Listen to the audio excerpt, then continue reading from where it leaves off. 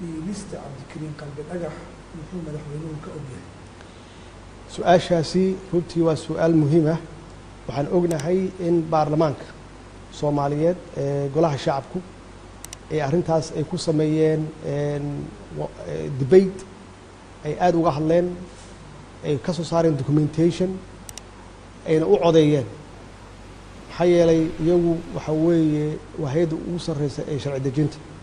markay codeeyeenna waxay gaareen go-aan. waxaan aaminsanahay go-aankaas inuu yahay kama dambaysa. maxaa idinkaga qorshaysan wadahadaladii somalilan mise jirta inaad gudaha dalka ku heshiinaysaan? bismi illahi raxmaan raxiim. cabdigeesay waa ku mahadsan yahay su-aashiisa qiimaha badan.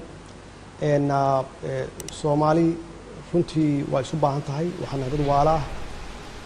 waxaan aaminsanahay inaan dib u bilaabayno ama dib u soo celinayno wadahadaladii labada maxaan ku rahdaa dhinac, inaan si fiican inaan dib u soo celinayno, annagoo runtii aaminsan inaan labadayna dhinacba aan naga tahay daacad, in dadkeenna aan mas-uulka ka nahay oo waalaha ah sidii aan mustaqbalkooda aan uga shaqayn lahayn. maxaa yeelay dalkan soomaaliya waa dal runtii dadkiisu ay walaalo yihiin oo aan iswada leenahay oo waxba lagu kala duwanayn.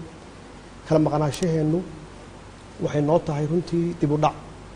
waa taas dhalinyaradu ay badda kulligood ay maaragtay nafta ka raadinayaan.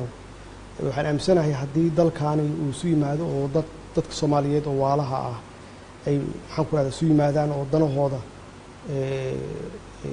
ka wada hadlaan oo u daneeyaan caruurtooda mustaqbalka iyo dadkooda u daneeyaan, iyo waxaan aaminsanahay in meel dhexe la isugu imaan karo oo aan aaminsanahay keeni kara soo dhawaasho.